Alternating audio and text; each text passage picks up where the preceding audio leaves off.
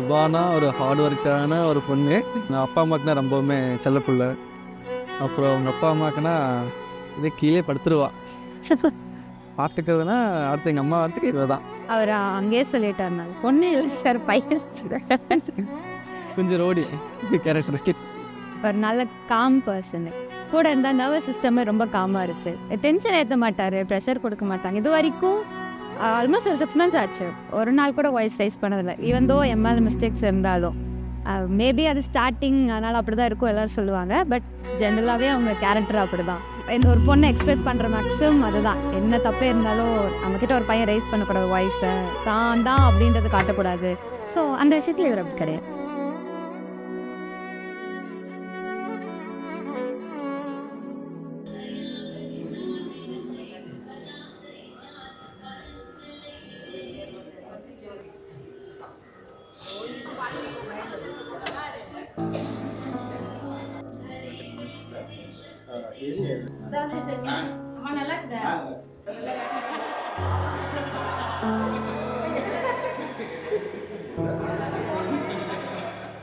பொண்ணு எங்கள் பொண்ணுங்க சார். அடுத்த இடம் பார்த்தா அது எங்கள் குலசாமி, எங்கள் குடும்பத்தினுடைய குலசாமின்னு சொல்லலாம்.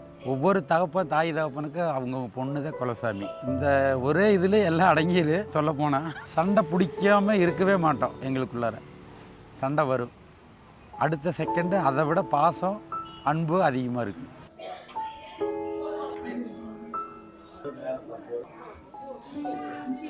சுபா வந்து எங்கள் வீட்டுக்கு வந்து ஒரு பிரின்சஸ் மாதிரி. அவளுக்கு ஒரு சின்ன ஒரு துணி எடுத்தாலும் நாங்கள் எல்லோரும் இருக்கிற வேலையெல்லாம் விட்டுட்டு ஒன்றா கடைக்கு போயிட்டு அவளுக்கு ரொம்ப பிடிச்ச மாதிரி அப்படி பார்த்து இது பண்ண ஒரு பொண்ணு எங்கள் வீட்டில். ஸோ இன்றைக்கி அவள் வந்து கல்யாணமாகி போகிறாங்கிறது எங்களால் நம்பவே முடியல. பார்த்தா சின்ன பொண்ணு மாதிரி இருந்தால் நேற்று, இன்றைக்கி எங்கேயோ போயிட்ட மாதிரி இருக்குது. காம்னஸ் ரொம்ப பிடிக்கும். ரொம்ப பேஷண்ட்டாகவே இருப்பாங்க. லைக் அவங்க மேலே மிஸ்டேக் இல்லை, யாராவது ஏதாவது சொன்னால் கூட இல்லை என் மேலே தான் மிஸ்டேக்கு, அதனால தான் அவங்க அப்படி பேசுவாங்க. எனக்கு டென்ஷன் ஆகிடும். யாராவது என்ன என் மேலே தப்பு இருந்துட்டுனாலே நான் கோவப்பட்டுருவேன். ஆனால் இவங்க அப்படி இல்லை, தப்பே இருக்காதானே, என் மேலே தான் தப்பு, பரவாயில்ல அவங்க பேசிட்டு போகிறாங்கன்ட்டு அந்த பேஷன்ஸ் அளவுக்குலாம் எனக்கு கிடையாது. அந்த பேஷன்ஸ் ரொம்ப பிடிக்கும். அது மேபி எங்கள் ரிலேஷன்ஷிப் வந்து ரொம்ப சேஃபாக கொண்டு போகிறதுக்கு அது ஒரு பெரிய ஒரு ப்ளஸ் பாயிண்ட்டாக எனக்கு இருக்குன்னு செய்யும். அது நான் இவர்கிட்ட அதை நான் சொன்னதில்லை, சொன்னால் தொக்காய்க்கும், ஓ இந்த பிள்ளை நம்ம விட்டு போகாது அப்படின்னு. அதனால் இதை சொல்லாமல் இருந்தது. அவ்வளோதான் ஒன்று.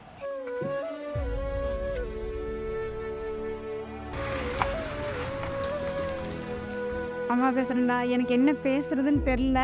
ஆனால் நான் சின்ன வயசுலேருந்து இப்போ வரைக்கும் எனக்கு அந்த லலிதா சொன்ன மாதிரி உன்னோட ஜிண்டி போட்டு தூரிக்குள் நிற்க வச்சது எனக்கு இப்போ வரைக்கும் மறக்காது. உனக்கு பிடிச்ச மாதிரி ஒரு பொண்ணை தான் நான் செலக்ட் பண்ணியிருக்கேன்னு நினைக்கிறேன். நீயும் சுபாவும் என்னைக்கு இதே மாதிரி ஹாப்பியாக இருக்கணும். அரவிந்தர் வந்து ரொம்ப ஸ்வீட் பாய், ரொம்ப காமாக இருப்பான், ரொம்ப நல்ல பையன், எதையுமே நல்லா புரிஞ்சுக்குவான், ரொம்ப சைலண்ட்டாக இருப்பான். எனக்கு ரொம்ப பிடிக்கும் அவனோட கேரக்டரு. நான் எங்கே போனாலும் அந்த இடத்துக்கு தகுந்த மாதிரி மாறிக்குவான், யாரையுமே ஹர்ட் பண்ண மாட்டான், ரொம்ப ஹம்பிள், ரொம்ப நல்ல பையன். இதை விட எப்படி சொல்கிறதுன்னு தெரில.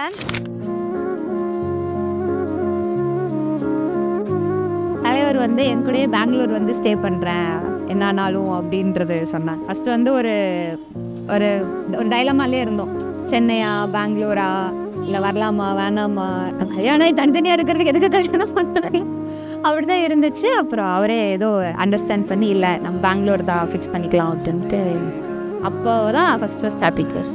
அப்போ அது ஹாப்பியாக இல்லைடா எனக்கு அதுக்கு போகிறேன். ஒரு நாள் கூட நீச்சிச்சு அப்படிலாம் இல்லை.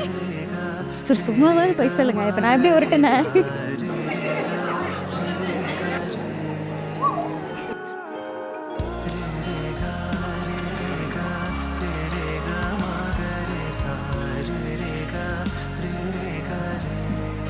அரவிந்தும் இவனும் 2 பேர் சண்டை போட்டுக்குவாங்க. அவங்க 2 பேர்த்தையும் பாதுகாக்கிறதே எங்களுக்கு ஒரு பெரிய வேலையாக இருக்கும். இப்போ பார்த்தீங்கன்னா அப்படியே ஆப்போசிட்டாக இவன் அப்படியே இருக்கான். பட் அரவிந்த் வந்து பார்த்தீங்கன்னா அப்படியே ஆப்போசிட்டாக ரொம்ப காம் ஆகிட்டான். பட் அரவிந்த் என் கூட பேசும்போது ரொம்ப ஃபன்னியாக ரொம்ப ஜாலி டைப்பாக தெரியுது. ஸோ அவர் எனக்கு தெரிஞ்ச ஒரு காமான அரவிந்த், மற்றவங்க சொல்கிற மாதிரி ஒரு காமான அரவிந்த் கிடையாது. ஸோ எனக்கு தெரிஞ்சு அவர் நல்லா எங்களோட ஜொல்லாடுவார். எங்கள் ஃபேமிலி ரொம்ப வாயி. ஸோ நாங்களும் அரவிந்த் அப்படி மாற்றிடுவோன்னு எங்களுக்கு நம்பிக்கை இருக்குது.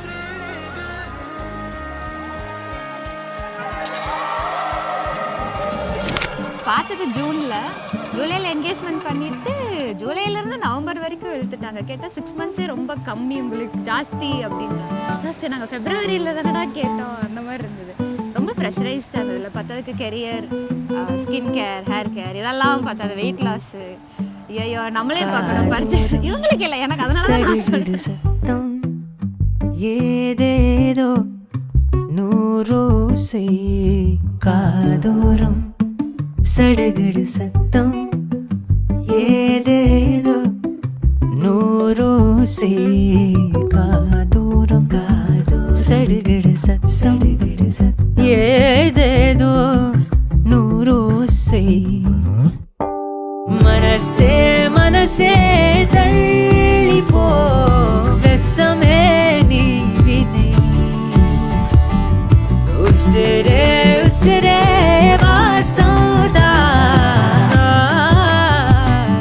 நீ காதோரம் சடுகுடு சத்தம் ஏதேதோ நூரோசை காதோரம் சடுகுடு சத்தம் ஏதேதோ நூரோசை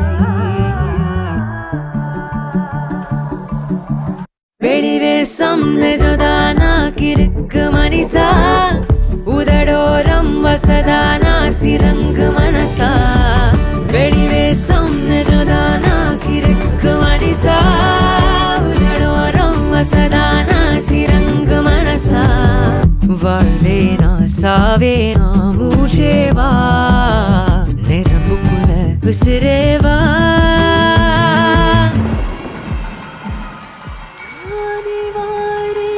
மீண்டும் வருவேன் மாலை மாற்ற உன்னை தேடி நானே வாரேன் மீண்டும் வருவேன் உந்தன் கையால் தாளியேந்த நானே வாரேன் மீண்டும் வருவேன் மாலை மாற்ற உன்னை தேடி நானே வாரேன் மீண்டும் வருவேன் உந்தன் கையால் தாளியேந்த நானே வாரேன் மீண்டும் வருவேன் மாலை மாற்ற உன்னை தேடி நானே வாரேன் மீண்டும் வருவேன் உந்தன் கையால் தாளியேந்த நானே வாரேன்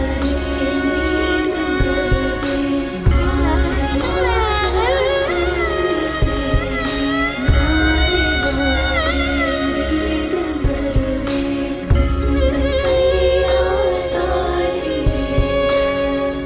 கௌரி கல்யாண வைபோகமே நான் ஆக்சுவலாக உத்திவர்த்தனைக்கே அழுதுட்டேன். பிகாஸ் அவள் அந்த அந்த ஒரு மணப்பெண் கெட்டப்பில் பார்க்கும்போது ரொம்ப டிஃப்ரெண்ட்டாக இருந்தா.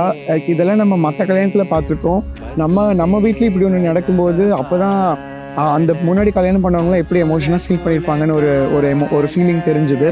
ஸோ எங்களால் நம்பவே முடியல அவளை அப்படி பார்த்து இது பண்ணும்போது. பட் இன்னைக்கு அவள் பார்க்கும்போது ரொம்ப டிவைனாக இருந்தாங்க ரெண்டு பேரும். அந்த மேரேஜ் வெட்டிங் வைப் எல்லாமே ரொம்ப இதாக இருந்தது. So yeah, it was very emotional.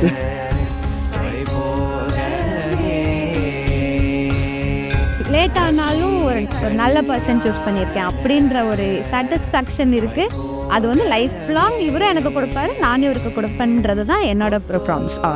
16 செல்வங்களோடும் 16 செல்வங்களும் பெற்று பெருவாழ்வு வாழ வேண்டும். கடைசி போல் இன்று போல் என்றும் வாழ்க. ஆசைப்படணும், அளவுக்கு அதிகமாக ஆசைப்படாமல் 2 பேர் வாழ்ந்தாங்கன்னா நல்லா வாழணும். கண்டிப்பாக அரவிந்துக்கு சுபாவை தவிர இன்னொரு பொண்ணு நல்ல ஒரு மேட்ச் அமையுமான்னு சந்தேகம் தான். இல்லை சுபாவை தவிர வேறு எந்த பொண்ணு மேட்ச் ஆகிற சான்ஸே இல்லை. அவள் வந்து அரவிந்த் அவளை பார்த்துக்கிறானோ இல்லையோ, சுபா வந்து கண்டிப்பாக அவனை நல்லா கைட் பண்ணி சந்தோஷமாக அவங்க லைஃப்பை லீட் பண்ணி கொண்டு போவான். அதனால் எங்களுக்கு 4 குழந்தைங்கிறத விட இப்போ சுபாவும் இன்னொரு குழந்தை, எனக்கு இன்னொரு பொண்ணு. அப்படிதான் நான் இப்போ வரைக்கும் நினச்சிட்டு இருக்கேன். அவள் என்னைக்கு நான் சுபாவை ஃபஸ்ட்டு ஃபோட்டோவில் பார்த்தனோ இப்போ வரைக்கும் என் பொண்ணு மாதிரி தான் அவள் சுபாவையும் யோசிக்கிறேன். அரவிந்த் குட்டி ரொம்ப அமைதியான பையன், சுபாவை நல்லா புரிஞ்சுக்குவான்.